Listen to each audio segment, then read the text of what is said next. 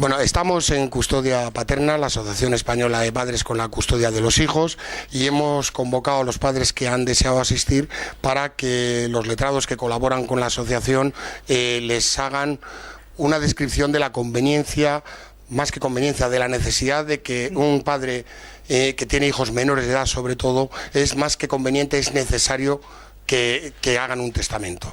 No quiero yo adelantar la conferencia porque mejor los letrados son... empezamos de menos a más, digo de menos porque es el más joven. Tenemos a Víctor Meño, que es licenciado en Derecho y que está empezando en prácticas de familia y que viene a colaborar en lo que pueda. Gracias, Víctor. Luis Miguel Almazán es muy joven, con mucha experiencia, es quien pilota y sobre todo quien asesora a la reciente asociación nacida en Guadalajara, Guadapamas, que es Guadalajara Padres y Madres Separados por la Custodia Compartida, y además de ser asesor, letrado asesor de Guadapamas, ha colaborado siempre con Custodia Paterna hace tiempo, y te agradecemos, Luismi, que nos dediques un poco de tiempo. El que encabeza un poco la asesoría jurídica de Custodia Paterna es el letrado don Jorge Martínez. Jorge empezó ejerciendo el derecho en Valencia y se significó mucho porque colaboró de una forma muy intensa. Digo colaboró porque ahora ya estás en Madrid, pero colaboraste mucho con Custodia Compartida ya de Valencia, asociación creo que todos conocemos como de las que más se ha movido en la lucha de la custodia compartida, e incluso llegó a asesorar a la Generalitat Valenciana en lo que hoy es la Ley de Relaciones Familiares, se llama, ¿no? Luego cometió el error que cometemos todos los hombres, algunos lo pagamos más y otros menos, y se casó con una madrileña, y entonces tuvo que venir a ejercer a Madrid.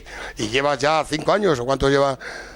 Más. Camino de 7. Camino de 7 años lleva. ¿Cómo pasa el tiempo? Nos hacemos mayores. Es un letrado muy avezado, está muy baqueteado en los juzgados de familia.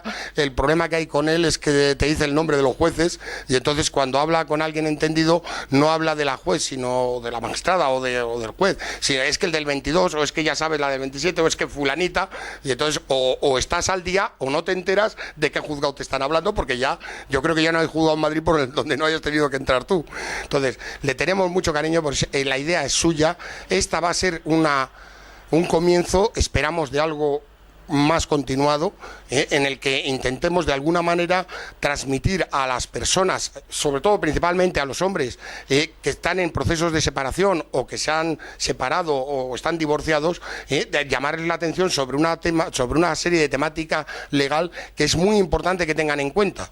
En el tema del testamento, yo desconozco lo que cobra un testamento, pero yo el último pagué 45 euros, no es un gasto inabordable, y en cambio os dirán los letrados por qué es tan necesario el que lo hagamos. Yo creo que nada más, como esto vamos a subirlo si no hay problemas a YouTube, le pido a los letrados que repitáis la pregunta que os hagan, porque en orden a la privacidad los asistentes no van a salir en YouTube y ni su voz tampoco. Entonces es importante que repitáis la pregunta para que quede en la grabación y en YouTube el que lo vea entienda de qué va. Yo creo que sin más rollo le paso la palabra a don Jorge Martínez, que colabora con los otros dos letrados. Vamos a ver.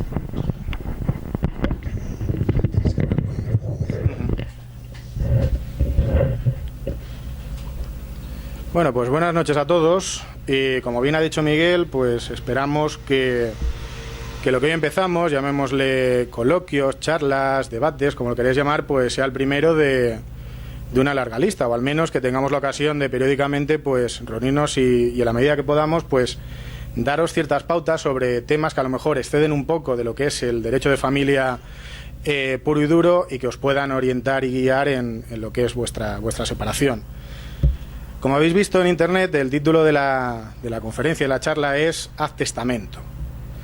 Pues bueno, antes de entrar, aunque intentaré no ser demasiado técnico, a veces es inevitable, pero antes de empezar propiamente con los consejos o con los motivos, os voy a contar una historia que probablemente a más de uno suene y que os resulte muy familiar y que nos oriente o nos ayude a entender el porqué de hacer testamento. Bueno, yo tengo unos amigos, Juan y María, los dos casados, muchos años, se conocen muy jóvenes. Él es inspector de Hacienda, ella directiva de una entidad bancaria de reconocido prestigio en nuestro país, y tienen 2 niños, Juanito, que hoy tiene 9 años, y Esther, que tiene 6. Como digo, una vida acomodada, viven en un chalet en las afueras, buena vida, buenos viajes, buena comida. Pero este aquí que Juanito tiene un ataque de vigorexia y se apunta a un gimnasio. En ese gimnasio conoce a Yolanda, que es la monitora de fitness, y bueno, pues pasa lo que pasa. ¿Qué sucede a partir de ahí? Tensiones en casa, se plantea el divorcio, un divorcio desagradable, y finalmente, no sé si os sonará, pero es bastante increíble, la custodia se la otorgan a María. Después de eso, María, con todo, María continúa escocida, digamos, o dolida con su exmarido, y llega a la conclusión que esa tía que ha roto su matrimonio no va a ver ni un duro de lo que ella con su esfuerzo y con su trabajo se ha llevado. ¿Por qué? Porque es de sus hijos. Y entonces acude a un notario. ¿Y qué es lo que dice el notario? Pues simple y llanamente le dice: haz testamento. El por qué lo vais a entender enseguida. Tanto si hay mucho patrimonio, como si hay poco, como si hay muchos hijos, como si hay pocos, el testamento, os va a ayudar a solucionar problemas futuros, problemas que vosotros no vais a padecer porque vais a estar criando malvas, pero sí que va a evitar problemas a vuestros familiares y sobre todo va a proteger a vuestros hijos. Por tanto, otorgar testamento no tiene más que ventajas. Y como bien ha dicho Miguel en la presentación, por un coste prácticamente ridículo. Estamos hablando que un testamento notarial normalmente no alcanza los 100 euros y tirando por lo alto. Por tanto, entendemos que eso os puede ayudar y os intentaremos desgranar, yo desde mi parte y luego Luismi y Víctor también con su experiencia, el porqué.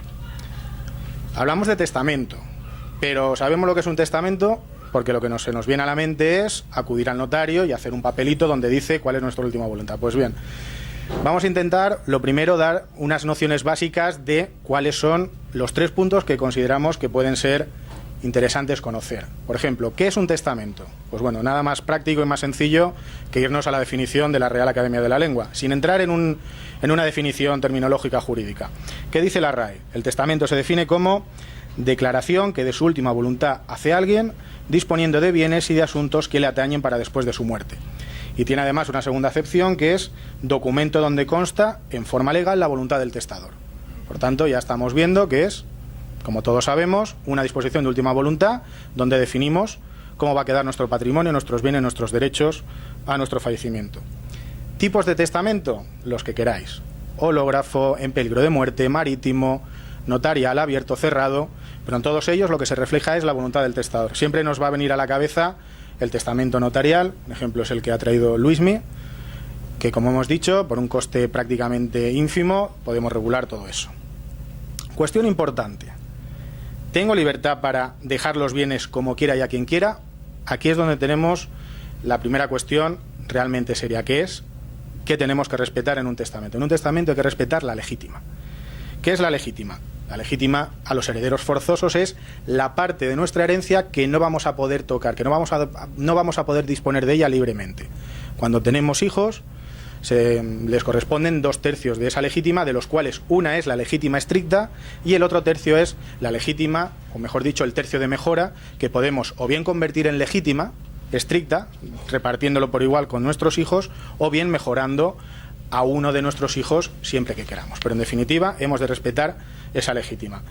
No voy a entrar en las cuestiones cuando no hay hijos, mayores, menores de edad, porque en definitiva de lo que se trata es de regular en un testamento las cuestiones que atañen a hijos menores. Por tanto, ¿cuál sería el resumen? Que si respetamos esa legítima forzosa, si respetamos esa legítima en nuestro testamento, podemos hacer con nuestros bienes, tanto materiales como inmuebles, con nuestros derechos, etcétera, podemos hacer lo que queramos, siempre y cuando respetemos eso. Bien, ¿por qué es conveniente hacer testamento? Y me voy a referir nuevamente al ejemplo de Juan y de María. Juan y María, como hemos dicho, un matrimonio, se divorcia, 2 hijos, María quiere otorgar testamento. Pues bien, ¿qué sucede si María fallece sin testamento? Si María fallece sin testamento, se iban a cumplir sus mayores temores, como le decía el notario. Es que no quiero que esa tía toque nada de mi patrimonio. Pues si no hace testamento, esa tía podrá tocar parte de su patrimonio de manera directa o indirecta. ¿Por qué? Porque a la muerte de María se extinguen 2 cuestiones. Por supuesto, la vida Pero además se extingue la patria potestad y la guardia y custodia que ella ostenta sobre los niños. ¿Qué sucede en ese momento? Automáticamente quien ostenta el cuidado de Juanito y de Esther, los hijos pequeños, es en este caso Juan, y eso le convierte en el que va a administrar y el que va a gestionar la herencia de sus hijos. La herencia que María les deje va a ser gestionada por esa persona que se ha llevado tan mal con María, que le ha sido infiel y que en definitiva ha roto un matrimonio. ¿Qué sucede si María otorga testamento? Como veremos, cuando expliquemos las 2 o 3 figuras que son importantes, va a evitar justamente eso, va a poner un límite a la acción de Juan, va a poner un límite a esa libertad absoluta que iba a tener en el caso que María falleciera sin haber otorgado testamento. Pues bien, ¿cuáles son a priori las 2 principales preocupaciones que a un padre separado o a un progenitor separado le atañen con respecto a sus hijos? Son 2. Una, las cuestiones personales que afectan a sus hijos, y otra, las cuestiones patrimoniales. Pues bien, por ejemplo, imaginemos, como decíamos, Juan y María separados, fallece sin testamento. Hemos visto que Juan automáticamente asume el cuidado y la atención de sus hijos y por tanto dispone de su patrimonio.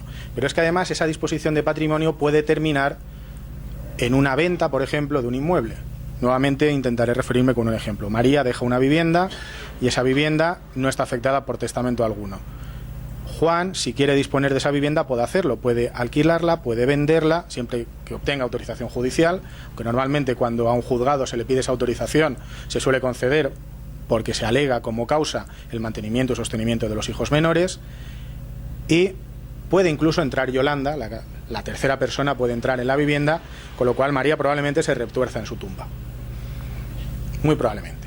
Por tanto, ese es el primer, o mejor dicho, eso es la cuestión fundamental que afecta cuando no hay testamento. Por tanto, un testamento probablemente sea la figura más olvidada en el derecho de familia, pero probablemente, sobre todo como en situaciones como las de fallecimiento, donde ya nada se puede hacer, es la que protege, incluso vosotros podéis proteger desde la tumba.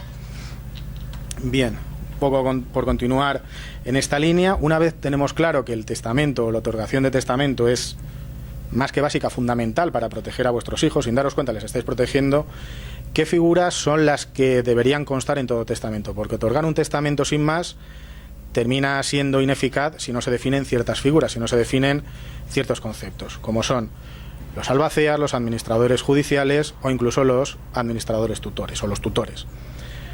Para mí, desde mi punto de vista, la más importante, lo comentaba con Luismi y teníamos un pequeño debate, pero para mí la más importante es la figura del albacea o administrador, como lo queramos llamar.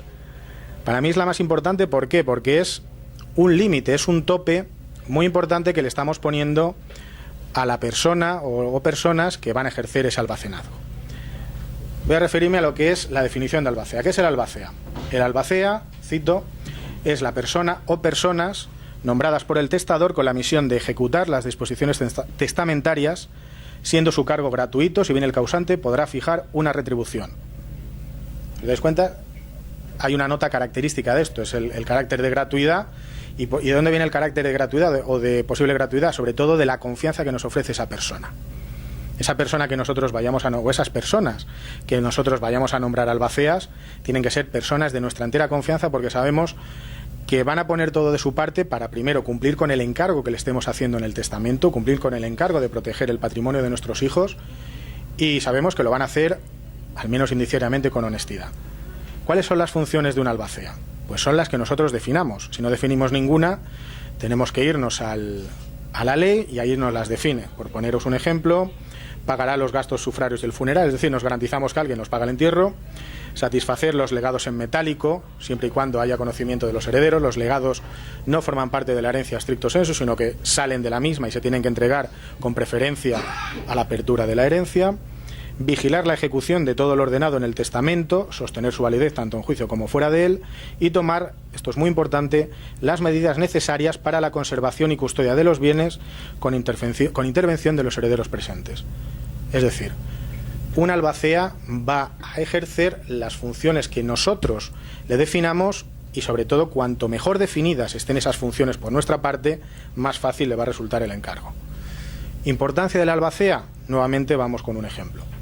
Si no se hace testamento, o si más se hace testamento, instituyendo herederos a los hijos, es el otro progenitor, el progenitor, como hemos dicho, con el que no nos hemos llevado bien, que nos ha hecho la vida imposible o no posible durante una separación, va a ser el encargado de gestionar el patrimonio que reciban nuestros hijos. O fijaos el ejemplo, imaginemos un escenario donde fallecemos en un accidente de circulación y que ese accidente de circulación dé lugar a una indemnización como consecuencia del mismo, que la persona con la que nos hemos estado pegando en un juzgado y con la que no hemos tenido ninguna relación, o si la hemos tenido es muy mala, vaya a ser quien gestione esa indemnización, que será para nuestros hijos, sí o no.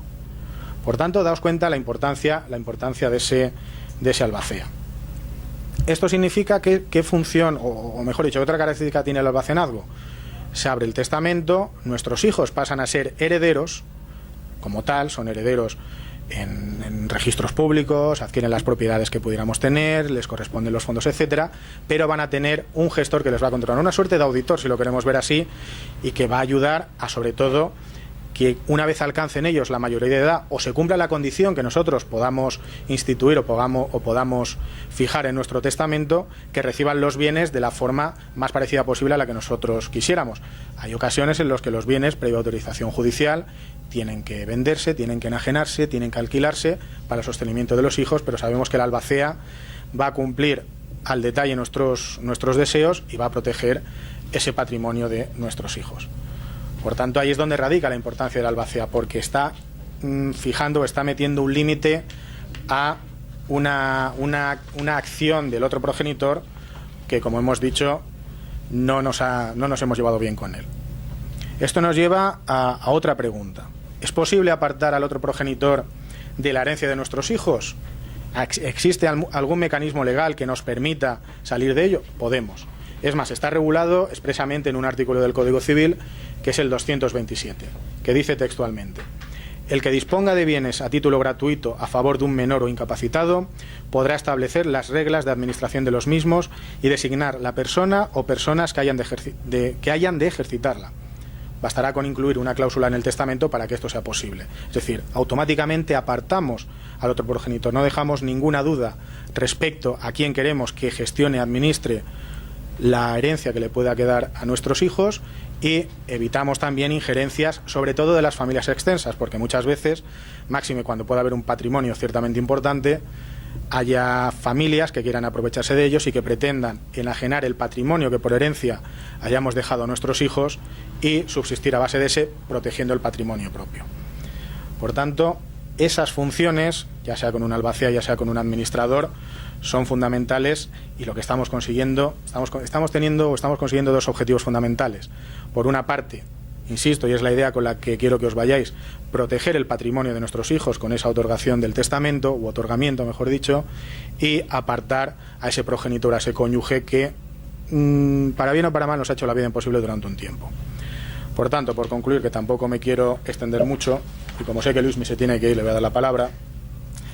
La conclusión sería: ¿es conveniente hacer testamento un poco como cláusula de cierre de nuestra charla? Evidentemente sí. Si tomamos como referencia cualquier notaría, veremos que probablemente el 80-90% de los documentos notariales que están en esa herencia son testamentos. Y hemos dicho al principio, bien lo ha apuntado Miguel, el coste es ínfimo.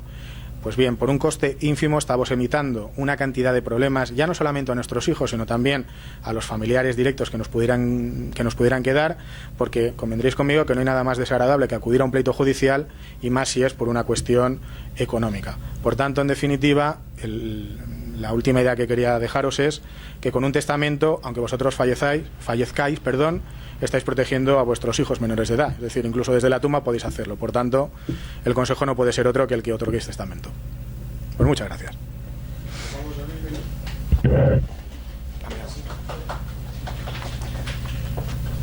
Ahora les vamos a preguntas. Bueno, hola, buenas noches a todos. Yo voy a ser mucho más práctico que mi compañero. Yo, más que nada, más breve también en ese sentido. ¿Qué hay que pedirle a un notario, qué hay que pedirle a un abogado a la hora de redactar un testamento? Yo creo que lo vamos a resumir en tres cosas. Primero, solicitar que haya un administrador de los bienes o un albacea. de tal manera que, bueno, esos bienes, en caso de fallecimiento del causante, pues sean administrados hasta que el menor cumpla la mayoría de edad, o los menores, por esa persona que decidamos nosotros. Se pueden nombrar varios administradores, no tiene por qué ser uno, pueden ser varios sucesivamente, de tal manera que si por circunstancias de la vida uno de ellos fallece, pues no hubiera que volver a realizar otro testamento, sino que ese testamento vale a la hora de poder ponerlo en práctica. Otro tema importante es nombrar tutor. La tutoría se realiza a efectos de que si fallece tanto el testador, me refiero a la figura paterna en este caso porque es a lo que nos estamos ciñendo, y también fallece la madre de nuestros hijos, pues se suele nombrar un tutor de esos bienes a la persona del hijo, y también se puede, o sea, en nombre del hijo, para que pueda ser tutor tanto de esos bienes como de la persona de esos niños. Y ese tutor, pues también se pueden nombrar varios tutores a la vez. Y finalmente me voy a referir a la figura de la sustitución. Se suele solicitar que los menores o el menor sea sustituido pupilarmente. ¿Esto qué significa? La sustitución pupilar se realiza para los menores de 14 años, para el caso de que mueran antes de dicha edad y, bueno, pues ya que los menores de 14 años no pueden otorgar testamento, se supone que a partir de los 14 años el propio menor podría otorgar testamento y entonces esa sustitución no tendría sentido. Esas sustituciones hay que tener claro que comprenden el patrimonio total, el patrimonio entero, tanto del testador como del sustituido, es decir, del niño. Los mayores de 14 años también tienen lo que se llama la sustitución ejemplar, siempre y cuando se declaren incapaces en virtud de sentencia y que por tanto no pueden testar, aunque bueno, hay una excepción, que es que si tienen un periodo de lucidez, creo que pasados esos 14 años, pues bueno, se considera válido el testamento. Y finalmente hablar de la sustitución vulgar, que también habría que solicitar a ese notario al que acudamos. La sustitución vulgar o directa pues se prevé para el caso de que el heredero, en este caso el niño, el hijo, muera antes que el testador. En ese caso se llama premoriencia, o en el caso de que fallezcan los dos a la vez, tanto testador como hijo, sin poderse saber quién de los dos ha fallecido antes que el otro. Por ejemplo, en un accidente de tráfico es el típico caso, que se llama conmoriencia. También puede ser por incapacidad, que es lo que he comentado antes de sustitución ejemplar. Esta sustitución evidentemente se hace para el caso de que ese hijo fallezca, para que no pasen directamente esos bienes a la madre. Otra cosa que también se me ha olvidado comentar es que se suele solicitar directamente en el propio testamento a quien no, bajo ningún concepto, se debe permitir que sea administrador de los bienes. En este caso suele ser, a quien ponemos suele ser la ex. Bueno, cada uno pone a quien quiere, pero bueno. Luego también finalmente lo que se suele solicitar al notario que nos ponga es que se prohíba la intervención judicial de la testamentaría. El heredero que la promueve, se suele decir en los testamentos que queda reducida a la legítima estricta. También es importante contar con que, bueno, pues si se nombra un administrador, un albacea, en caso de, bueno, pues de que haya varios hijos y demás, pues siempre va a ser el albacea, cuyo cargo es gratuito, salvo que se diga lo contrario, el que, bueno, pues tenga que repartir los bienes, debe ser aceptado por todos los herederos, les guste o no, y ni siquiera tiene que contar con la conformidad de ellos. Por hablar ya por otro tema que es un poco práctico, si queremos desigualar a los hijos de un padre divorciado porque, bueno, pues tiene hijos de varios matrimonios o de dos matrimonios y pretende que uno de los hijos considera que ha sido más favorecido durante su vida y necesita que sea favorecido en el momento de su fallecimiento. En el testamento pues se puede hacer, respetando las legítimas por supuesto, pues que solicitar lo primero que se designen albaceas. Lo que ocurre es que, bueno, pues muchas veces el organizar el reparto y demás puede hacer muy conflictiva esa partición, puede haber impugnaciones y demás. Entonces, bueno, pues sugiero las siguientes fórmulas. Se puede repartir individualmente los bienes del testamento. Es decir, si se respeta el mínimo que debe percibir la legítima, pues se puede repartir el resto de los bienes. También se puede dejar en testamento todos los bienes de la herencia a uno o a varios hijos y facultades para que paguen de su propio bolsillo, eso sí, pues parte de la herencia mínima que tienen que abonar al resto de sus hermanos o hermanastros en este caso. Es una situación muy habitual cuando lo único que deja el padre, por ejemplo, es un solo bien, generalmente la vivienda que adquiere tras el divorcio. Yo se la dejo a un hijo, ese hijo se encargará de pagar de su bolsillo la compensación que tiene que hacer a sus hermanastros. Por supuesto, sus hermanastros lo intentarán poner muy difícil, habrá problemas de valoración porque intentarán demostrar el mayor valor posible de la vivienda, pero para eso también está ese albacea que nombra el testador, o incluso se puede ceñir a establecer criterios objetivos de valoración.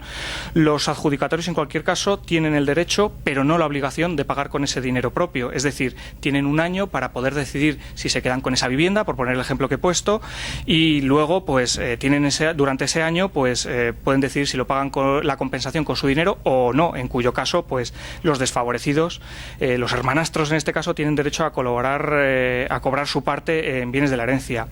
Y luego pues me voy a referir también a la figura del albacea partidor como una posibilidad a efectos de desigualar a esos hijos de distintos matrimonios. El albacea partidor es el que se encarga del reparto de la herencia, como bien ha dicho mi compañero Jorge. Son personas de confianza del testador, evidentemente nadie va a poner a alguien que sea de su desconfianza, y el reparto que se hace, como he dicho antes, tiene que ser aceptado por todos los herederos, aunque les guste o no, y ni siquiera tiene que contar con la conformidad de los mismos. El cargo, como he dicho, es voluntario, tiene que ser aceptado tras la muerte del testador y generalmente es gratuito, salvo que se exprese lo contrario en el testamento. Nombrar albaceas pues suele ser muy útil y muy necesario, prácticamente imprescindible si hablamos de firmar, de otorgar un testamento, sobre todo cuando se tiene claro a quién se debe favorecer, si se debe favorecer a unos hijos más que a otros. Luego está el tema de la desheredación, no sé si te has referido tú a él. Bueno, pues voy a pasarlo muy por encima. También se puede desheredar, lo que ocurre es que bueno, hay unas causas muy tasadas en el Código Civil y bueno, pues evidentemente tiene que haber una condena en sentencia judicial firme por dichas causas. El favorecido por esa causa de desheredación, el hijo fallecido o el heredero, debe conseguir demostrar esa causa de desheredación y que esa causa de desheredación es verdadera. Los notarios, también hay que decirlo claro, suelen ser reacios. En la mayoría de los casos, la mayoría de las desheredaciones se suele impugnar. Otra posibilidad que tenemos es las donaciones. Esto se va un poco fuera de lo que es el testamento porque, bueno, es otra figura distinta, pero bueno, es desaconsejable para el padre divorciado repartir la herencia en vida, porque las donaciones son entregas gratuitas de bienes entre familiares que en su día además podrían estar llamados a heredarse entre sí.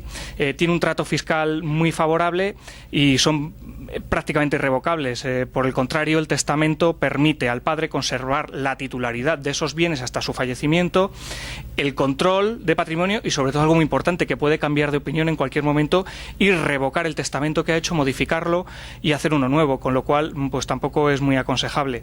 En cualquier caso, pues bueno, pues por un ejemplo es útil dejar a la parte de los desfavorecidos no como herederos también, sino como legatarios, dando facultades, por ejemplo, a los albaceas para entregar dichos legados. Eso permitirá a los herederos mayoritarios tomar posesión de la herencia, tendrán la llave de la herencia, de la vivienda, por ejemplo, e incluso repartir esa mayoría entre ellos sin tener que reunirse con los legatarios. Sencillamente ponen sus bienes o derechos a su disposición hasta que decidan hacerse cargo de ellos. Y bueno, pues en principio creo que he dado las pinceladas más importantes de lo que hay que solicitar a la hora de hacer un testamento, que se ponga el testamento, y bueno, pues creo que no se me ha olvidado nada más, con lo cual concluyo mi ponencia.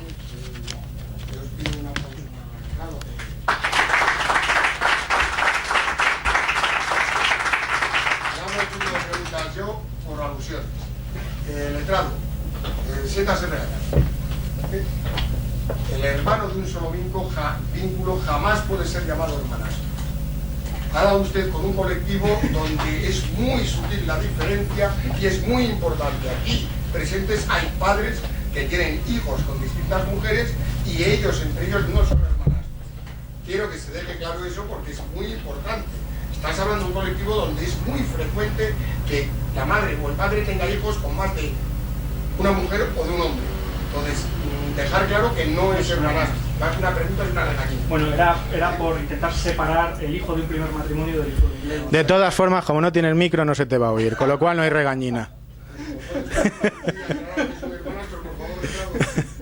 Cuando ha dicho lo del hermanastro, yo digo, pero ese hermanastro no es ¿Y si pasamos el micro? ¿No? ¿Qué es un hermanastro? ¿Un hermana? ¿Eh? No, matízalo tú, que te ha dado. Matizar. No sé si me la llevo yo después. Matizar que cuando he hablado de hermanastro me refería al hijo del primer matrimonio por diferenciarlo del segundo matrimonio, no en ningún caso, desde luego, por hacer ningún término despectivo ni mucho menos. Así que si estoy diciendo hermanastro, si yo soy el juez, me quedo con la palabra hermanastro. Bueno, lo que ha quedado claro es que Luis me lo copará 100 veces para que no se le olvide. Una pregunta útil. Creo que es muy útil acudir a un letrado, desde mi experiencia y conocimiento del derecho, para que nos redacte el testamento.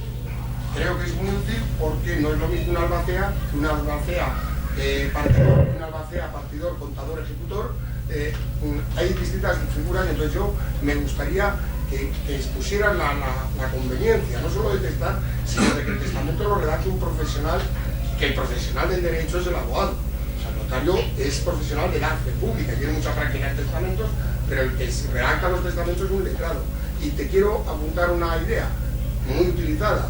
Muchos padres, guiados por el buen consejo letrado, han usado ese tercio de mejora, cuando es posible y siempre de libre disposición, para obligar a sus hijos a respetar su voluntad, incluso en la mayoría de edad, hasta los 25 años, no sé si es prudente hasta los 30. Y si no me hiciera caso uno de mis herederos, pues se le reduzca la legítima estricta, como hablabais antes. Yo me gustaría que defendierais un poco vuestra profesión. Bien, pues un poco por la pregunta que nos hace Miguel de por qué es conveniente que sea un letrado el que redacte un testamento, pues lo primero y fundamental, pues lo habéis visto con Luismi. Luismi ha dado una serie de definiciones técnicas, porque yo he centrado más mi exposición en lo que es la conveniencia, el qué ventajas puede tener y sobre todo qué problemas evita, más tal vez desde el plano personal. Pero Luismi ha entrado en definiciones técnicas que los legos en derecho, no es por menospreciar ni muchísimo menos, pero no manejan. Entonces es importante conocer la diferencia, lo ha apuntado Luismi perfectamente, entre lo que es un albacea y un albacea contador, o como bien dice Miguel, contador ejecutor. Es decir, no es lo mismo una persona que únicamente protege, que únicamente gestiona, que no una persona que gestiona y además reparte. Es decir, por tanto, todas esas cuestiones es muy importante manejarlas. ¿Para qué? Para que realmente se respete nuestra voluntad. También ha apuntado Luismi otra cuestión importantísima desde mi punto de vista, que es el tutor. El tutor me ha parecido fundamental, tal y como lo ha apuntado Luismi. Es decir, ninguno pensamos que vamos a fallecer, ninguno pensamos mañana el tirarnos por un precipicio e irnos al otro barrio. Pero hay situaciones donde mañana podemos morir y nuestros hijos tener la desgracia de perdernos a nosotros y a su madre. Por tanto, los niños quedan desprotegidos. Si tenemos en el testamento designado quién va a ejercer esas funciones de tutoría, a nuestros hijos les vamos a proteger en una doble vertiente, en la vertiente patrimonial y en la vertiente personal. Estamos nombrando a alguien que, ya que nosotros no vamos a poder ejercer su educación y su crianza, es de nuestra confianza y al menos indiciariamente, porque luego todo junco puede partirse y romperse, vamos a conseguir que sean educados en la misma medida o con la misma confianza que nosotros lo podremos hacer. Por tanto, en definitiva, el hecho de acudir a un letrado, y vamos a hacernos publicidad, ¿por qué no? Aparte de no ser, insisto, no ser un coste elevado el que tiene un testamento, pero sí que con unas cláusulas bien definidas, siguiendo unas directrices que pueden ser perfectamente las que ha apuntado Luismi, respetando esas legítimas estrictas, indicándole a nuestros herederos qué sucede si no cumplen nuestra voluntad, estamos evitando muchísimos problemas. Por tanto, es importantísimo, entiendo, que sea redactado por un notario o por una persona que tenga reales conocimientos del derecho. Bueno, Hipólito tenía una pregunta. Le pasa la facultad de la patria potestad y luego de la teórica. A ver, pregunta a Hipólito si la patria potestad pasa. La teórica. La patria potestad como tal desaparece con el fallecimiento. Es decir, tanto guardia y custodia como patria potestad son dos conceptos que surgen de una sentencia de separación o divorcio y que desaparecen con el fallecimiento. Por tanto, no alcanza a ser exclusivamente una patria potestad como la que podríamos disponer como padre y madre, pero, salvando las distancias, podría ser así. Porque, en definitiva, es el cuidado ordinario. ¿Un tutor puede autorizar al menor a vender un inmueble? No, el tutor, pregunta Miguel si un tutor puede autorizar al menor a vender un inmueble. No. El tutor tiene que solicitar del juez la autorización para la venta del inmueble. Pero no solamente la autorización, sino que además tiene que justificar ante el juez el porqué de esa venta. Porque si esa venta es propiamente obtener un beneficio personal por parte del tutor, no lo va a autorizar. Los jueces no suelen ser reacios a la autorización de ventas de inmuebles. No son reacios porque se cuidan muy mucho los solicitantes de indicar que tiene que ver con el sostenimiento de un menor, del menor tutelado. Por tanto, de inicio el tutor no puede vender, necesita la autorización. Juan Antonio. Yo quería saber si a un hijo de 20 y tantos años, si yo me muero ahora, se le puede decir, bueno, hasta que no cumplas los 50 no recibes nada de lo que tengo yo en el caso de que me muera mañana. No, nos pregunta Juan Antonio si un hijo mayor de edad, en este caso ya con casi 30 años, si se le puede someter a condición la recepción del patrimonio hereditario, en el caso de que lo estableciera en testamento. A priori no, es decir, se pueden establecer condiciones durante la minoría de edad, tales como no recibes el patrimonio hasta que finalices tus estudios universitarios. Es decir, se pueden establecer cláusulas que no sean leoninas, pero establecer una cláusula sin más, una condición hasta que no cumpla los 50 no es una condición, y menos con la edad que presenta tu hijo como para someterla, para que recibiera el patrimonio hasta cumplir esa edad. Cierto es que puedes reducírselo a la legítima estricta, con lo cual tendrías que respetar, pues en ese caso nada. En el hipotético caso, y aquí hay algunas personas que lo han padecido en plural, que un hijo mayor de edad acuse al padre ante un juzgado, que debería, acuse de un delito, de transgredir las normas penales, una acusación grave, ¿qué trámite debería llevar ese padre si quisiera desheredar al hijo? Porque causa creo que sí hay. El problema es que nos decía Luis Miguel que no vale con que haya causa, que la tenemos que... Nos pregunta Miguel el trámite a seguir en el caso de querer la desheredación de uno de nuestros hijos, que ha declarado en un juzgado y siendo mayor de edad en contra de nosotros. Pues bien, como todo en el derecho, todo consiste en la prueba que se tenga. Entonces en este caso concreto que nos comenta Miguel, mejor prueba que la grabación de la propia vista oral no vamos a encontrar. Por tanto, apuntaba Luismi que una desheredación es ciertamente complicada. De hecho, los motivos que existen en nuestro Código Civil son 6, están tasados, no, tasadísimos, y cumplimos como mucho 2. Pero bien es cierto que, como todo en derecho, se requiere prueba. Por tanto, ¿Hay que poner una demanda judicial? Yo entiendo que sí que hay que poner esa demanda judicial, porque para que luego no haya esa demanda de desheredación para que lo que nosotros planteemos en el testamento sea inatacable. Pero fundamental, como todo en el derecho, es contar con la prueba. Pero entonces sí podemos, sí tenemos base, ¿no? Si nos han acusado de un delito y hemos resultado absueltos, digo absueltos, no declarados inocentes. Si nos acusan... Podemos ir al proceso de desheredación porque nuestro hijo nos ha acusado de cometer un delito que no hemos cometido. Desde el plano de vista teórico, porque una cosa es la teoría y otra cosa es la práctica judicial, la gramática parda que siempre hablamos. Desde el punto de vista teórico, un hijo que ha declarado contra nosotros en juicio acusándonos de un delito entra en causa técnica de desheredación. Y lo tiene muy difícil al juez no aceptarlo. No con un penal. ¿Tenéis algún caso? No, pero la teoría es la que es. Al final somos gilipollas. No se ha oído. Tú no sabías. Lo repitáis. Sí, Javier. En el testamento, el testador ha de poseer los bienes o se puede hacer en potenciales bienes. Es decir, por ejemplo, yo heredo y lo que yo pueda heredar que repercuta en mi hijo. Bien, lo que nos pregunta Javier es si en el testamento se puede reflejar bienes o también derechos. Perfectamente podemos reflejar en nuestro testamento cómo disponer de nuestros derechos hereditarios. Es decir, porque nosotros, evidentemente por ley de vida, heredaremos de nuestros padres, pero puede suceder que por el camino no lleguemos a hacerlo. Por tanto, pasaría a ser heredero nuestro hijo, y él tendría, en las condiciones que nosotros pusiéramos, efectivamente, pero efectivamente es un bien inmaterial, es un derecho de expectativa que se llama. Me gustaría destacar, lo destacáis porque no se ha tocado, y sí me gustaría que hubiera constancia, la importancia, y voy a poner un ejemplo. Si hacéis un legado, yo le dejo la joya tal de mi familia a mi hermana, muy típico, en un testamento le dejo a mi hermana la joya tal, y la hemos liado, porque no hemos tocado un aspecto muy importante, y es los impuestos. Si yo no estoy mal informado y me corrijan los letrados, los legados son libres de impuestos. Quiere decir que son los herederos que pagan el impuesto de sucesiones y el legatario se lleva a la joya gratis. Incluso sucesiones también, al menos como es un impuesto de devengo autonómico, hay exenciones en bases. Por ejemplo, yo que soy de Valencia, en la Comunidad Valenciana tenemos una exención hasta 470.000 euros. Es decir, hasta 470.000 euros de patrimonio no se paga impuesto de sucesiones y donaciones. Sí que se pagará ITP, transmisiones patrimoniales, y en su caso los aranceles que se devenguen de la inscripción en registros de propiedad o en registros de bienes muebles o cualesquiera. Es muy importante acudir a un letrado que nos diga las consecuencias impositivas de lo que escribamos en el testamento.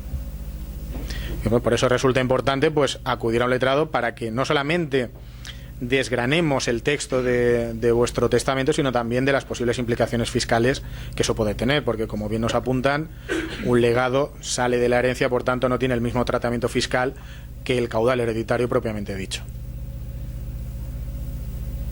¿Alguien más? Una pregunta, si un divorciado, como por ejemplo yo, contrajo matrimonio con otra mujer que a su vez tiene un hijo, ¿tuyo o de ella? No, de ella. Con otro, y su padre, ¿qué beneficios o beneficios pueden tener tus propios hijos? Ninguno. Es decir, nos preguntan si se contrae nuevo matrimonio con una mujer divorciada que a su vez tiene un hijo de su anterior matrimonio. Ni beneficios ni perjuicios, porque los hijos... Pero el uso ya no es una cuestión de herencia propiamente dicha, es una cuestión que en el supuesto de estar conviviendo en tu casa y que en esa casa pues se le atribuye el uso y disfrute, eso no cambiaría la titularidad. Es decir, las nuevas convivencias no afectan, siempre y cuando sean hijos de distintas ramas, no afectan nada. No tiene ningún derecho. Salvo que con ese, como comentábamos, con el tercio de libre disposición, pues por años de convivencia, por años de tú le quisieras dejar lo que consideraras. Pero derechos legitimarios, derechos forzosos, ninguno. Quería hacer la siguiente pregunta. Yo, por ejemplo, tengo un plan de pensiones, ¿vale? Que es para la jubilación, no sé si lo sabéis, que, por ejemplo, en el caso de fallecimiento, es el dinero que tengas ahí metido, por ejemplo, 20.000, 30.000 euros, lo cobraría quien tenga de beneficiario. En mi caso, por ejemplo, es a mi hija. Para evitar que lo cobre la madre siendo mi hija menor de edad, ¿cómo puedo hacerlo? Instituirlo. Nos preguntan qué sucede con un plan de pensiones. En el plan de pensiones se indica que el beneficiario directo es, en este caso, la hija de Alberto, ¿era tu nombre? Álvaro. Y cómo hacer para que la madre de su hija pues no tocara ese dinero. Testamento, tan sencillo como eso. Es decir, una cosa es lo que diga el plan de pensiones, que el plan de pensiones es inatacable en ese sentido, es decir, rescate del plan de pensiones por causa muerte tuya. En ese caso el dinero es de tu hija, pero si es menor de edad, la forma de protegerla es que en el testamento tengas establecido quién va a gestionar los bienes de tu hija. Vale, sería poner un testamento y sería... Pero estamos estableciéndolas... Si nosotros establecemos en el testamento concretamente algo relativo al plan de pensiones, no. No soy experto en seguro, pero me parece que un seguro el beneficiario puede retirarse. Un seguro de vida, es el mismo caso. Pero el beneficiario es la hija y es menor de edad, por tanto, la forma de no, pero la forma de protegerla es justamente tener otorgado testamento. ¿Se puede poner bajo condición? Justamente la condición la estableces en el testamento. El seguro. Bajo condición de testamento. Depende de las condiciones de cada seguro, de cada plan de pensiones. Pero si lo estableces en el estableces en el testamento está por encima del clausulado. Sí. Pero no sabes a qué yo coge el dinero y que tiene contra ti. Y yo el miedo que tengo cuando lo ha planteado Álvaro es que tengo la sensación de que la madre tiene capacidad de retirar el dinero. No, porque para rescatar el dinero tiene que ir con una declaración de últimas voluntades, el certificado de últimas voluntades, en el caso de que no hubiera testamento, únicamente con el certificado de últimas voluntades, y si hubiera testamento, con el testamento. Entonces, si en el testamento está establecido que el plan de pensiones no lo toca, la entidad correspondiente no puede darle el dinero a la madre. Entiendo que no haya que ponerlo explícitamente en el testamento. Explícito no, conveniente sí. No, te lo digo porque aquí hay dos personas que no quiero que se identifiquen, que no les han puesto pega ninguna, y una de ellas es el trabajador público y no le han puesto pega ninguna por bajo condición testamentaria. Pero que mis hijos bajo condición condición testamentaria. Pero que claro que hay que resolver el testamento. Pero que dependerá de cada entidad, o sea, de cada aseguradora, y sobre todo de si lo hemos comunicado o no. Fundamental el otorgamiento de testamento. A partir de ahí, conveniente también puede ser, alejándonos, el comunicarlo a la entidad correspondiente que el beneficiario es, en este caso, la hija de Álvaro, bajo condición testamentaria, efectivamente. Pero ahí con esa pequeña cláusula en el seguro ya incides que si sucede eso, el seguro tiene que mirar el testamento antes de... Es que el seguro va a estar encantado de tener el dinero hasta que no le diga. Pero claro, pero el seguro tiene que conocer que hay testamento, porque si no lo conoce... Entonces, el ponerlo en el seguro sí es importante, de manera que el seguro va a estar encantado de si no pone nada en el seguro, llega la otra persona... El miedo que yo tengo es que en otros seguros se cobra directamente, luego se tiene que litigar en la Hacienda, tiene que no, pero tú cobras directamente primero y luego discutes. Y ya sabéis el principio de la posesión, que es el principio de la propiedad. Coge el dinero y luego cuando vengan a verme responsabilidad, soy insolvente y me lo gastas tú. No, eso no se oye. Me lo gasta un poco. Pero, o sea, mi miedo es destacaros, yo el destacar que sí conviene poner en el seguro que hay condición testamentaria, porque la aseguradora, estoy seguro, va a estar encantadísima de no dar el dinero. Pero si el seguro lo has hecho con anterioridad al testamento, lo único es referir en el testamento que has hecho un seguro de vida o que has hecho un plan de pensiones y que lo que... Es que a quien quiero yo pillar es a la aseguradora, que va a estar encantada de quedarse con el dinero, con lo cual... En el momento que haces testamento... Pero el albacea para eso tiene que estar... Tiene que rápido, ¿no? Rápido. Tiene que saberlo, que está ese dinero. Que muchas veces el albacea no tiene Claro, idea de lo que es que el albacea gestiona, pero muchas veces, como bien apunta Miguel... Pasa la cuenta y lo coge la madre, ¿no? No es tan fácil, en el fondo de pensiones no es tan fácil. Pero... Con lo cual, conclusión porque habláis como gallinas y no se oye, que el micro lo tengo yo. La conclusión sería esa, que decírselo a la aseguradora, como bien apunta Miguel, especificar y decir que el beneficiario es quien hayamos indicado en el clausulado del seguro de vida, del plan de pensiones, como lo queramos llamar, bajo condición testamentaria. Si aparte apuntamos que esa condición testamentaria está contenida en el testamento otorgado ante el notario don Pepito Pérez, número de protocolo 1218, de fecha 14 de abril del 84, mucho mejor. Pero ¿cómo cambias tanto? Bueno, una pregunta difícil, letrado. Esta es para Luis Miguel. Es que quiero aprovechar que estáis los tres. Os doy la pasiva. No, aquí están todos padres. Hay un hijo, pero vamos, es decir, digo, y si yo quiero desheredar a mi madre, que es una hija de su madre, que me la ha jugado en la vida, vamos, bien jugada, ¿cómo lo hago? ¿Cómo logro desheredar? Pues lo mismo que hemos apuntado anteriormente con el hijo, para la madre nos sirve. Mal contestado. Todo... Hay una causa de desheredación en el Código Hay una clarísima, teniendo un hijo. No prestación de alimentos. No, si yo tengo un hijo ya queda desheredado. Pero aparte de esa, yo decía esa como, pero ¿qué tengo que hacer yo una acción procesal? Tengo que aclararlo, porque si yo quiero desheredarla tengo que ir yo al juez y decir, oiga, me ha negado alimentos según Código Civil. Hay que acudir a un procedimiento de jurisdicción voluntaria. Pero que si un hijo no ha recibido los alimentos y ha sido ejecutada, sería suficiente con presentar el que el juzgado ha tenido que ejecutarle. El problema es que quien tiene que determinar la causa de desheredación es un juzgado, no la va a determinar un notario. El notario únicamente recoge una de dos, o bien nuestras manifestaciones respecto a la posible desheredación, o bien la sentencia judicial donde se diga que queda desheredado por razón de una de las 6 causas que figuran en el Código Civil, la más que... ¿Vosotros lo veis viable? Os lo digo porque esto es custodia paterna. Aquí hay unos cuantos padres que me falta el padre de uno, que te diría que le han tenido que ejecutar los alimentos porque no pagan. Entonces vosotros veríais factible que yendo a un proceso civil general de reparto, ¿no? Habría que acudir a jurisdicción voluntaria para que nos declararan la causa de desheredación. Desde el momento, apliquemos la teoría, desde el momento en que el Código Civil nos recoge como causa negar los alimentos y no te habla que sean hacia abajo o hacia arriba y se ha ejecutado, pues principios de prueba. Sería interesante porque es una posición que aquí en esta asociación se da en más de un caso, porque los hombres cumplen de maravilla las pensiones de alimentos comparado con las mujeres. No conozco ni una sola madre que tenga que pagar pensiones y la cumpla. Cuando digo la cumpla, en toda su extensión. La que más cumple no paga la de veras. Esa es la que más cumple. Y gastos extraordinarios, aquí hay padres con la custodia que caen. Sí, pero con los gastos extraordinarios de cara a desheredación, estricto sensu, podríamos tener un problema, porque lo que nos refiere el Código Civil es alimentos.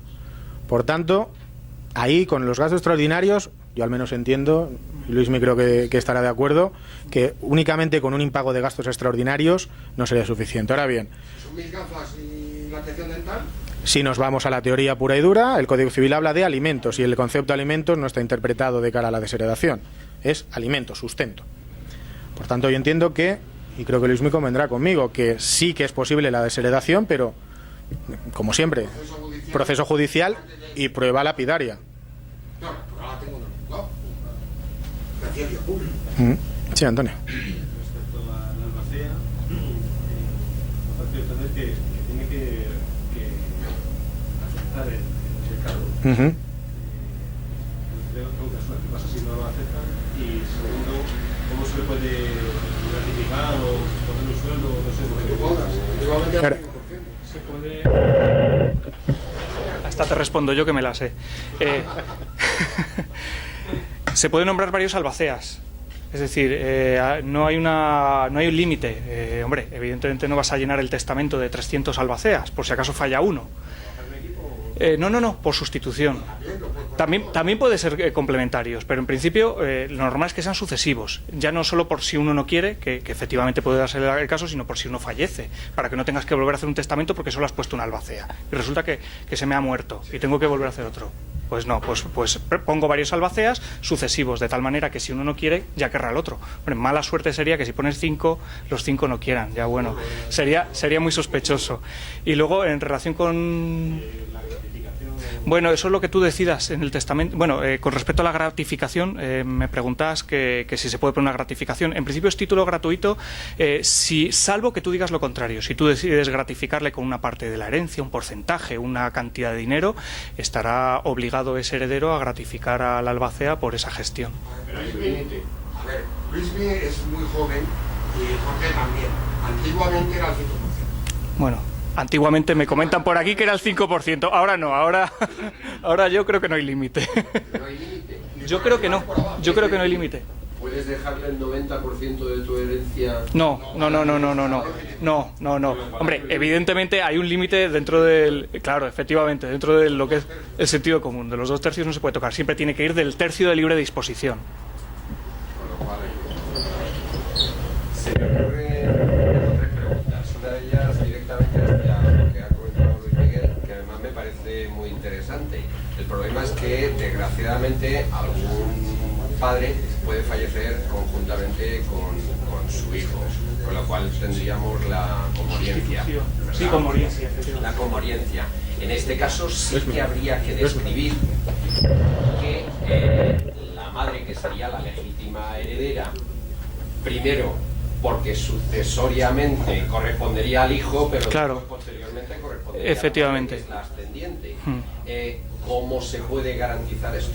Bueno, me preguntas por la comoriencia. En el caso de fallecimiento de padre e hijo, por poner el caso en concreto, a la vez, y de tal manera que no se sabe cuál de los dos fallece.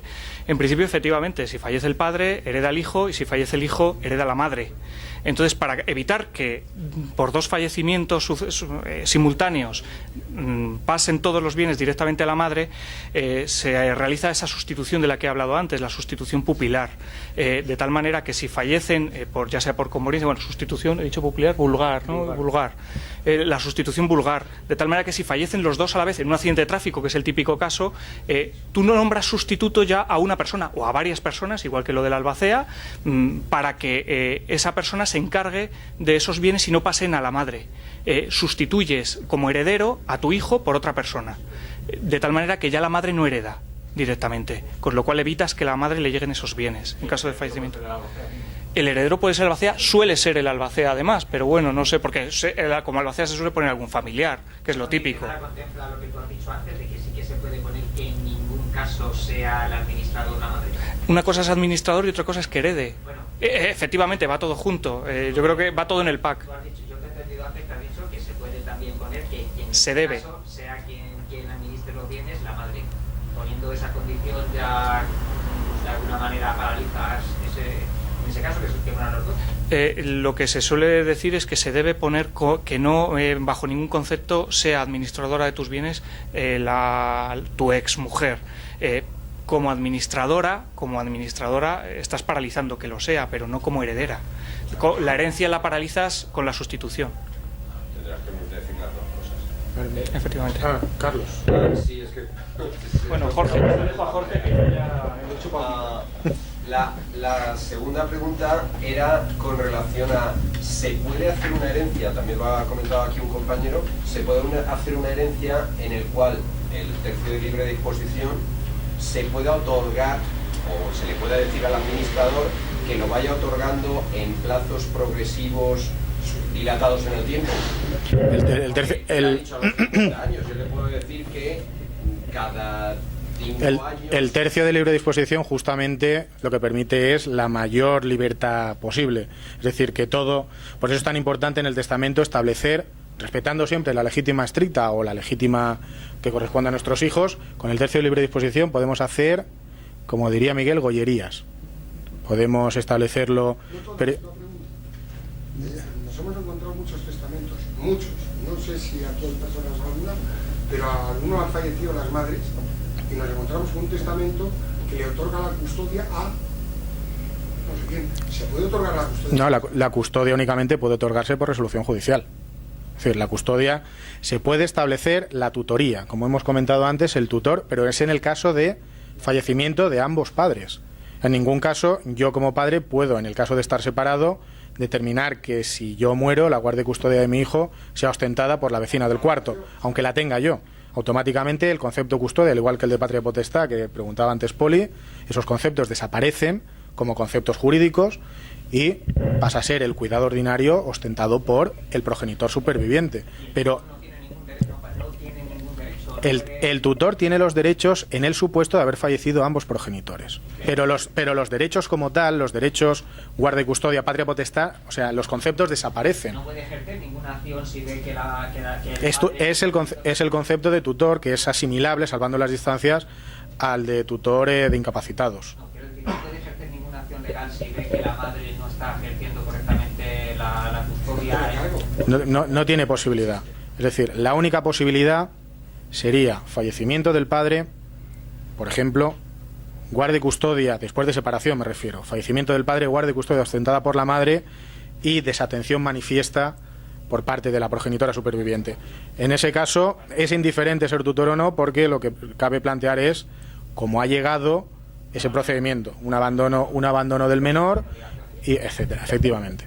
Pero como tal, el hecho de no puedes tú determinar en testamento quién ostenta la guarda y custodia de tu hijo. En caso de fallecimiento de los dos, del padre y de la madre, puede haber un tutor por cada uno de los... Ahí es donde está, efectivamente, la importancia de... Por eso, es decir, pues serían los dos tutores y claro, el problema es cómo determinamos la convivencia. El problema es cómo determinamos la convivencia. Supuesto, fallece padre, fallece madre, ambos tienen otorgado testamento, cada uno con su tutor. Tenemos un problema. Ahí tendría que ver quién tiene la custodia, ¿no? No. Ahí no tiene nada que ver. Los conceptos guarda y custodia, patria y potestad, insisto, desaparecen con el fallecimiento. Tendría que haber un acuerdo obligatorio. O acuerdo o resolución judicial, porque en el caso, pongamos también un ejemplo, que la tutoría se encarga a abuelos o a tíos, a hermanos. En ese caso, pues el juez valoraría una serie de circunstancias, porque nos seríamos un procedimiento nuevamente de familia en este caso, pero para determinar la guarda y custodia, en este caso, vamos a llamarle por sustitución, aunque no es, el término no es así, pero por llamarle de alguna manera por sustitución. El juez determinaría con arreglo a un procedimiento de familia ordinario puro y duro. No tendría nada que ver si el tío es hermano de la madre o al revés. Pero que te lo puedes dejar los dos, que yo tengo el caso en Galicia, que había pupilaje por ambas familias. No, la tutoría se mantiene, pero a la hora de determinar las convivencias... Y lo que decidió el juez es que vivía en el curso, en casa de la hermana del padre, y que en verano lo pasaba en casa de las hermanas de la madre. O sea, le dejó el pupilaje, que a mí me escribió muchísimo y está en septiembre. En caso de que una de las partes no tenga ningún tutor, la familia del que no la tiene no puede hacer nada, ¿no? Es que justamente el nombramiento de tutor es inatacable judicialmente. Es decir, si tú en el testamento dices, para el caso de fallecimiento mío y de la madre de mi hijo, el tutor va a ser mi hermano, mi padre, mi primo. Si ella no ha nombrado ninguno, eso es inatacable. Por tanto, esa persona nombrada como tutor en el testamento va a ejercer la labor de tutores y la familia de la madre pues podrá acceder a los procedimientos de régimen de visitas de allegados y parientes, pero en ningún caso podrá optar a la tutoría, porque nosotros hemos designado quién es ese tutor. Lo tengo muy estudiado, letrado. Cuando mi hija mayor llegó a la mayoría de edad, la nombré tutora de sus hermanos. Y me garanticé que los juzgados tragan, vamos, No, es inatacable. Es inatacable. ¿Alguna más? Quería decir dos cosas. O sea, en cuanto yo hago testamento, le dejo todo a mi hijo, entonces mi hijo fallece por cualquier cosa que pueda haber muerto. ¿Qué pasa conmigo? Si tu hijo fallece después de haber fallecido tú, lo que establezca tu hijo en su testamento. Tú no puedes disponer, no puedes saltar a tu hijo. Tu hijo no, porque el hijo hereda. No, por ejemplo, una pregunta. Que ha quedado una cosa pendiente. No, que está. Se puede poner, pero de lo del pupilaje, de la tutoría, se puede poner como sustituto, por ejemplo, a mi padre y a un hermano, y siendo el hermano menor de edad. Esta es tuya. No. Cualquier derecho despliega plenos efectos con la mayoría de edad. Tiene que ser mayor de edad. En el momento de otorgar testamento. Porque es una expectativa que a lo mejor no se cumple. Por tanto, automáticamente o se cumple al día siguiente, pero si no se cumple, se nos ha ido por el garete la sustitución. Yo tengo varias dudas, pero esta en concreto, en mi caso, por ejemplo, si mis padres tienen hecho el testamento, mis padres fallecen, yo fallezco antes que mi mujer se puede beneficiar de alguna manera si mis padres no tienen bienes en el testamento, de mi parte. No sé si administraría ella, efectivamente. Por favor, bien dicho, administrador que administra y enjuagador que enjuaga algo tragas. Administrador que administra y enjuagador que enjuagas algo tragas. O sea, eso tiene que ser bien clarito. No, en este caso tú. Sí. Eres tú el que tiene que, con tu testamento, porque tus padres respecto a tu exmujer no son nada. No tienen ningún tipo de relación legitimaria, pero en cambio contigo sí. Entonces eres tú el que en tu testamento tienes que definir expresamente cómo quedan tus bienes. Tus bienes son los de tus padres cuando heredes de ellos y establecer específicamente cómo quedarían esos bienes. Es muy típico lo de la finca de la familia. Hay una finca de una familia y entonces que lleva 4 generaciones de la familia y con vivienda, y entonces lo que no quiere la familia es que bajo ningún concepto cambie de familia, cambie de apellido. Si es de los Rodríguez, entonces si murieran los hijos y perviviera la madre, en ningún caso se admitirá que cambie de raíz, lo que era la antigua ley del tronco. O sea, y eso sí se admite en los tribunales, es decir, que bajo ningún concepto puede cambiar de familia la propiedad, aunque sí podrá tener... Pero al final, por más vueltas que le demos, si os dais cuenta, todo pasa por dejar bien claro en el testamento cómo hacerlo. O sea, esa sería la conclusión. Bueno, Antonio. No, la segunda era, yo le dejo todo, me muero, mi hijo tiene un accidente y se queda demente. El dinero que no administra. ¿Su madre? Claro, porque si tú estás muerto, tú no pintas nada. Es decir, tú puedes fijar las cláusulas para cómo hereda tu hijo, pero en el momento en que tú fallezcas, cómo traspase tu hijo el patrimonio, eso ya es una cosa suya. No puedes controlar eso. Sí, Antonio. Y en el caso de que muera el hijo, podría ser menor de edad, hereda a su madre por muchas condiciones puede. Es decir, si haces testamento... Sí, claro, porque si solamente tienes un hijo, automáticamente... La conveniencia de ir a un letrado es muy importante, para mí era muy importante acudir a un letrado experto en el tema, porque hay toda esta serie de cosas que solo el letrado es el que te redacta el testamento y luego se pone de acuerdo con el notario. Muchas veces trabajáis como profesionales colaboradores. El notario no basta. Y que es el letrado que todas estas preguntas es el letrado el que te las por ejemplo, la importancia del letrado, un poco con la pregunta de Antonio. Si, a ver, sí, repite por favor. Si el hijo es todavía menor, el heredero sería, sí, y muere su madre es la heredera. A ver, vamos a distinguir. Luego muere tu hijo siendo menor de edad, ¿quién se queda? La madre. La madre, salvo... ¿no? Claro, salvo que establezcas en el testamento esa condición. Es decir, que para el supuesto de fallecimiento de mi hijo, que esos bienes pasen a ser titularidad de... Porque a partir de ese momento ya lo que es la legítima estricta que hablábamos antes no opera como tal. Por tanto, podemos instituirlos como nosotros queramos, porque nuestro legitimario directo, que en este caso será nuestro hijo, desaparece. Otra cosa es que sobrevivan lo que serían los abuelos, es decir, nuestros padres. En ese caso, es decir, que la casuística, si os dais cuenta, es riquísima, con lo cual, pero al final... Claro, es decir, fallece nuestro hijo, nosotros fallecemos, la rama que nosotros damos a nuestro hijo se ha roto y la que queda es la nuestra, porque nuestro hijo ha premuerto a nosotros, pasaría al ascendente, que en este caso el ascendente son nuestros padres. Lo único que cambia son los porcentajes de legítima. En el caso de los hijos hay que respetar 2/3 y en el caso de los ascendientes hay que respetar 1/3 de legítima estricta. Pero si no has testado, se lo queda todo. Si no, efectivamente. Y en el caso de que luego los a ver, acláralo. Si no has hecho testamento... Si no has hecho testamento, va todo a los abuelos. Ya que yo de esto me examiné en cuarto de carrera.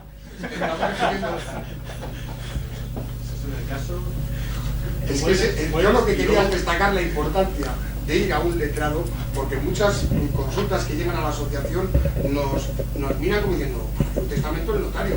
Digo, para hacer un testamento bien, habla con tu... Hay que contemplar muchas circunstancias, porque podemos sobrevivir nosotros a todo el mundo, nos pueden fallecer otros por el camino, pueden suceder 1000 cosas. Entonces, cuanto mejor definido esté todo eso, sobre todo teniendo en cuenta cuáles son las disposiciones legales que tenemos que respetar, que es 2/3 de la legítima en el caso de los hijos, 1/3 en el caso de los ascendientes, con el resto podemos jugar. Aclarar que eso es en la mayoría de España. Sí, luego, evidentemente, estamos hablando de derecho común. Luego, dependiendo de las autonomías, pues hay... Por ejemplo, Valencia tenemos la ley de sucesiones desde hace poco, Navarra tiene un régimen foral propio, Cataluña igual, pero en lo que es el derecho común, que es el que afecta a la Comunidad de Madrid, nos regiríamos por eso que estamos comentando. Esto que estamos diciendo es solamente en el caso de que el hijo, cuando muera, sea menor de edad. Si es mayor de edad, ya... No, es lo mismo, es lo mismo. Cuando hablamos de menores de edad y todos... Los consejos que hemos dado es para proteger el patrimonio, con la idea que cuando alcance la mayoría de edad el patrimonio que nosotros les hayamos dejado esté protegido, se haya mantenido, si no como nosotros hubiéramos querido, de la forma más parecida posible, porque pueden pasar muchísimas circunstancias por el camino. Pero cuando hay la mayoría de edad, es decir, no cambia la condición de legitimario la minoría o la mayoría de edad, eso es indiferente. No se puede testar hasta la mayoría de edad. No se puede otorgar testamento efectivamente hasta los 18 años. ¿Puede exigir que cuando tu hijo tiene bienes, sean los bienes del hijo los que paguen los gastos del hijo, económicamente dependiente? No, tendrá que justificarlo. Por ejemplo, el caso típico es el de autorización judicial para venta de vivienda. Es decir, el hijo hereda una vivienda del padre fallecido y la madre pretende que con ese patrimonio se sufraguen los gastos y no tocar su propio patrimonio. Requerirá autorización judicial. Y ahí ya entrará en el criterio del juez si la venta de esa vivienda que se está pidiendo es para sufragar esos gastos o si hay otra forma de sostener al menor, en este caso con el patrimonio de la madre. Pero tendrá que, en todo caso, requerir, o los ingresos de la madre, pero requerir autorización judicial. No puede venderla porque sí. Bueno, la madre se puede meter en la caja también. Pero una cosa es disponer de la vivienda. Por eso, cuando dices, Javier, se puede meter en la casa... Si no tenemos testamento se nos va a meter porque va a coger la llave, pero si tenemos testamento, el albacea o administrador puede decir lo que se hace con esa casa, puede arrendarla, puede decir que se metan los hijos, puede, incluso si tiene una disposición como la que comentaba Luismi, puede meterse el mismo albacea en el domicilio. Es decir, pero todo esto pasa por el otorgamiento de un testamento. Si no hay testamento, efectivamente la madre puede coger las llaves y meterse en casa del padre. Hay que hacer testamento. Estamos suponiendo siempre que mi hijo o yo me muero. Si se muere mi mujer, se acaban los problemas. Hombre. No, comenta Javier. ¿Por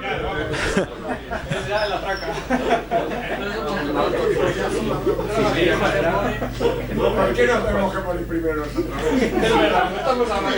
No, más que nada por el público que tenemos, que si encontréis alguna mujer... Si mi hijo se muere, yo puedo hacer en el testamento que el albacea, o sea, yo puedo donar mis bienes al albacea. No. A ver, tu hijo muere. Mi hijo se muere. No, o sea, no, tú no puedes donar todo tu caudal hereditario. No, pero mi hijo ya muere. Si mi hijo se muere, está en conflicto. Mis bienes. Pero es que sí. ¿Tienes conflicto de intereses? Pero si Javier, si a ver, Miguel, por favor, Javier, si tu hijo fallece, todo esto que estamos hablando no tiene sentido. Es decir, todo esto que estamos hablando de establecer una albacea, de establecer tutores con el hijo fallecido no tiene ningún sentido, porque ya tu herencia, la que tengas, poca, mucho, ninguna, no, señor, va a tu madre. Es decir, las cónyuges jamás son herederas. No, los cónyuges jamás son herederos forzosos. Albacea no puede nombrar un hijo. ¿Cómo albacea no puede nombrar un hijo? No puede ser heredero albacea. No, tiene que ser alguien que no sea heredero forzoso. No, está dicho. ¿Qué más? ¿Por allí? ¿Hay alguna diferencia entre albacea y administrador? Hay diferencias. El albacea puede tener las facultades de contador, partidor, ejecutor. Es decir, el administrador no, el administrador solamente administra. El albacea puede... El albacea sí que puede dividir la herencia cuando llega el momento. Por ejemplo, imaginemos un supuesto de 2 hijos que alcanzan progresivamente la mayoría de edad. El albacea puede ir dividiendo la herencia y dársela conforme vayan alcanzando esa mayoría de edad. Primero al uno y luego al otro. O sea, ¿tiene capacidad de testamentar? No, testamentar no. Sigue las instrucciones del testador. Y lo que hace es ejecutarlas. Y las tiene que ejecutar conforme el testador le haya dicho. Pero si no le ha dicho nada, pues... Si no le ha dicho nada, entonces él actuará según su leal saber y entender. Pero respetando siempre las normas legales. Es decir, si no le ha dicho nada, puede, como tú has dicho, si tiene facultades de contador, partidor, ejecutor, sí. Puede hacer lo que considere oportuno. ¿Qué sucede si se pierden los herederos? ¿Cómo si se pierden los herederos? ¿Tú tienes hijos y fallecen? El caso de Javier, no hay herederos. Ya todo esto que estamos comentando del testamento, si tienes familia, pasa a tus padres, en este caso a la rama ascendente. Lo único es que en lugar de 2/3 de la legítima sería 1/3. Y si tampoco hay padres, o estableces, ya no hay legítima en sentido estricto, todo es libre disposición. Y si mueres con testamento y dices que eso lo dejas a una institución benéfica, queda para la institución benéfica. Y si no dices nada, pues terminará quedando para el Estado. Es tan imprescindible nombrar albacea como tutor. El tutor es muy recomendable, sobre todo en escenarios donde puede darse el fallecimiento de ambos progenitores y estás creando una figura que va a proteger a tus hijos desde el punto de vista personal.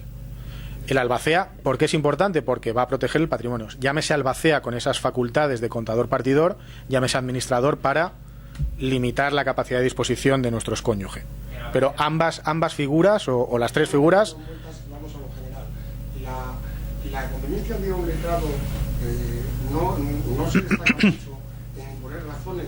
O sea, cuando uno va y tiene un hijo, yo tengo 3 hijos, el más pequeño que de Minas, y ahora resulta que dejo embarazada a otra chica y ya que sé yo, y tengo un 4º hijo.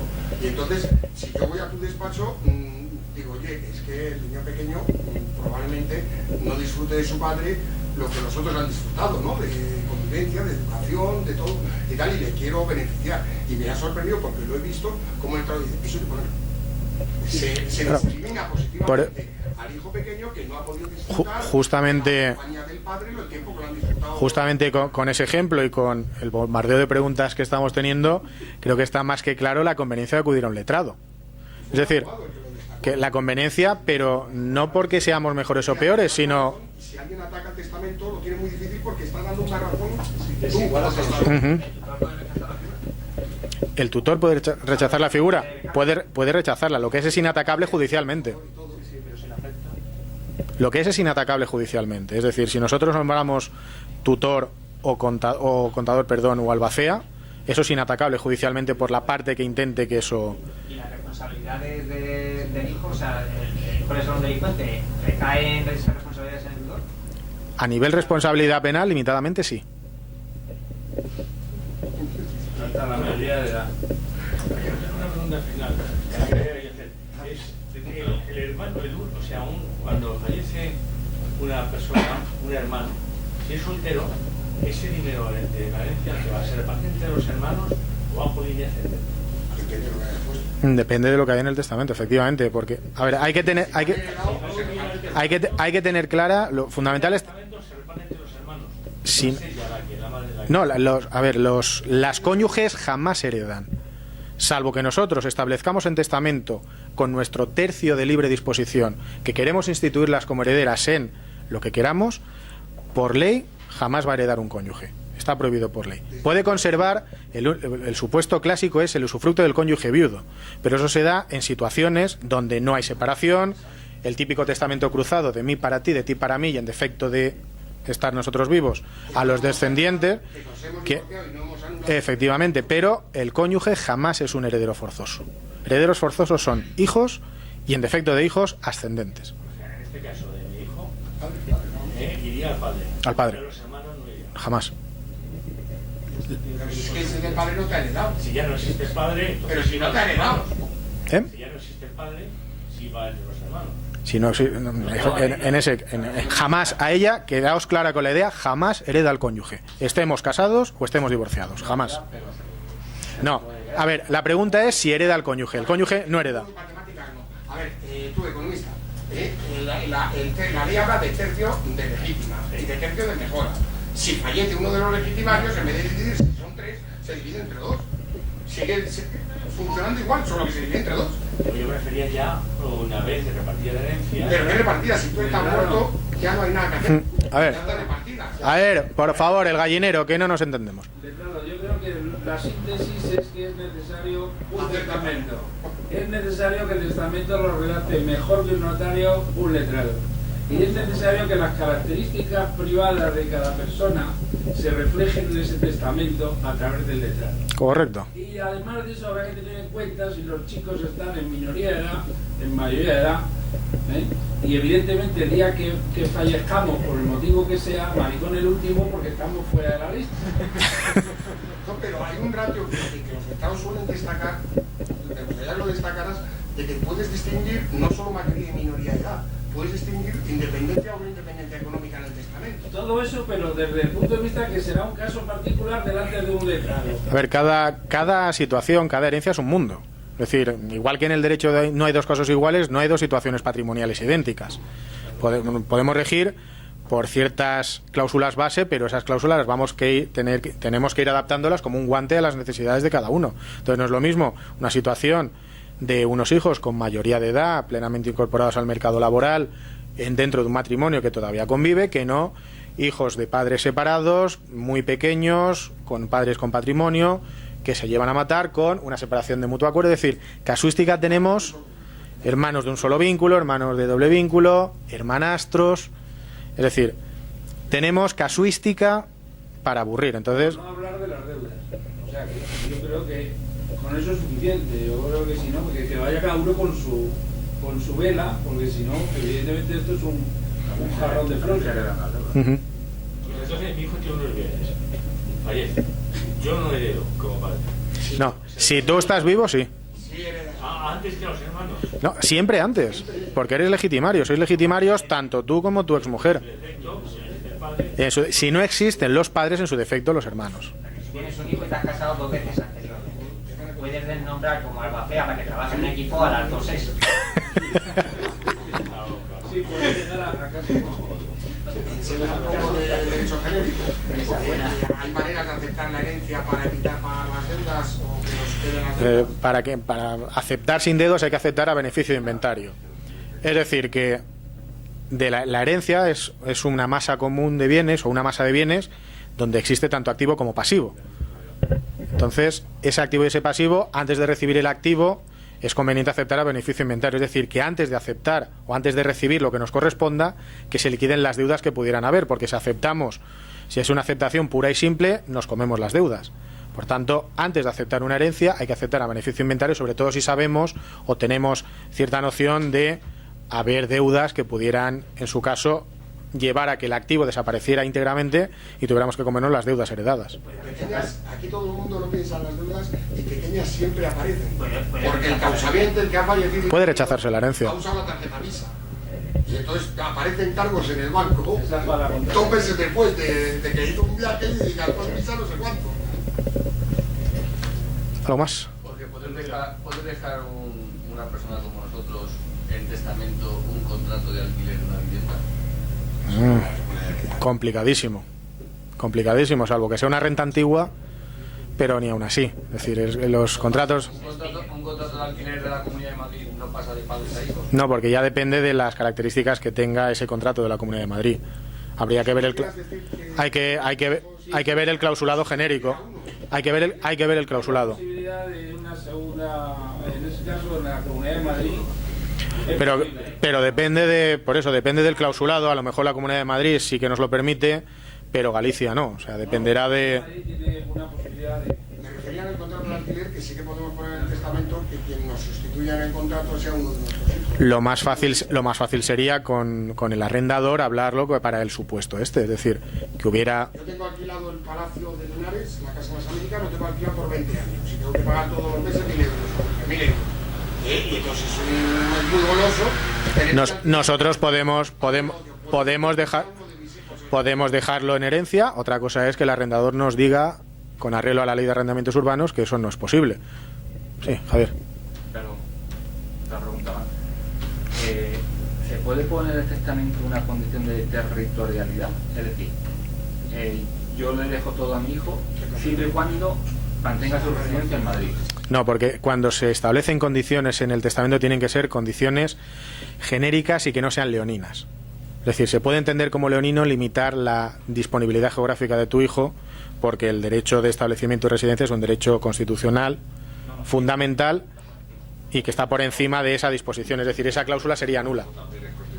No, hay cláusulas, aquí ha pasado, Hay una cláusula que la reconoció el juez y es que le puso como condición para el tercio libre de disposición a su hija que aprendiera el sánscrito. No lo aprendió, el tercio libre de disposición me parece bacán. Pero está libre disposición, no está hablando de legítima. En este caso, tal y como lo plantea Javier, limitación territorial, yo entiendo que sería nula.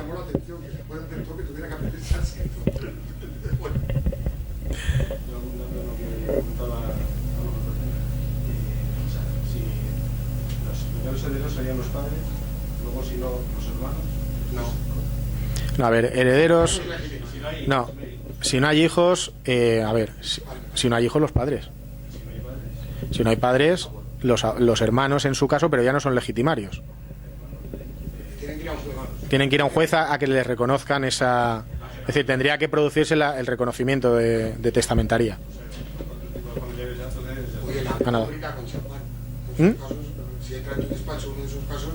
No, si ya ha tenido uno.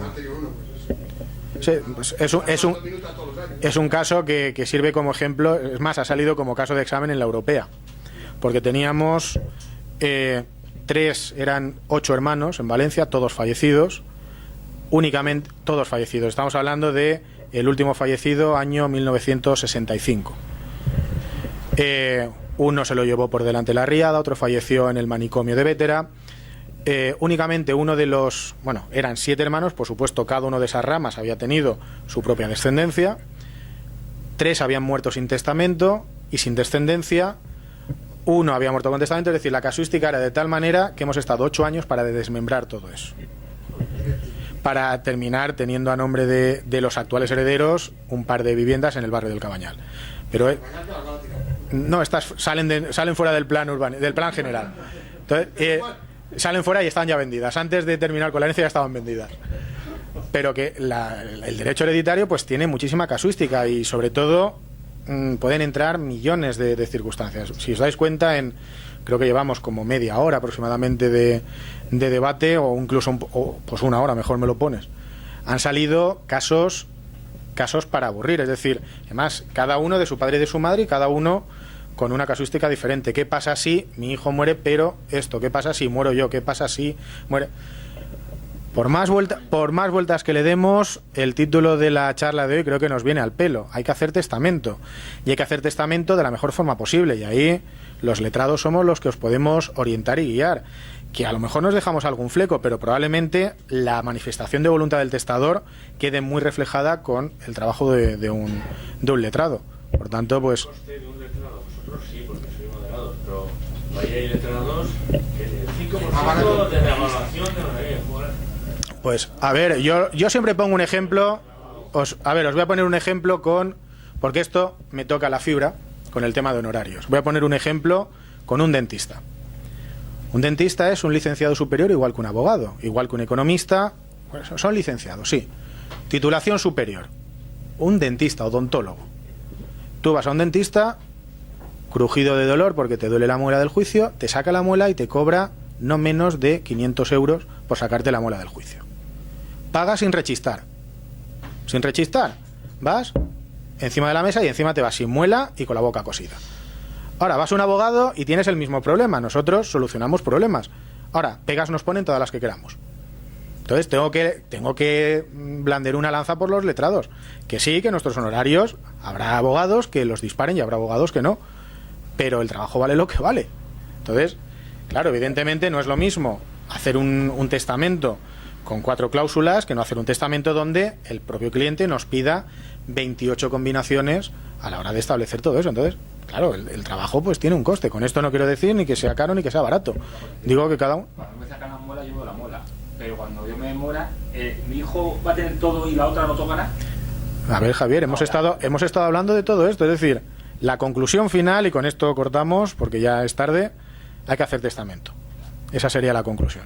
Por tanto, ojalá en breve pues podamos tener otra charla tan animada como esta, donde pues tratemos el tema que se nos ocurra, o incluso si tenéis alguna propuesta que podáis pensar que es interesante para tratarla en cualquier otro jueves, pues estamos encantados de recibir el guante. Yo hago testamentos.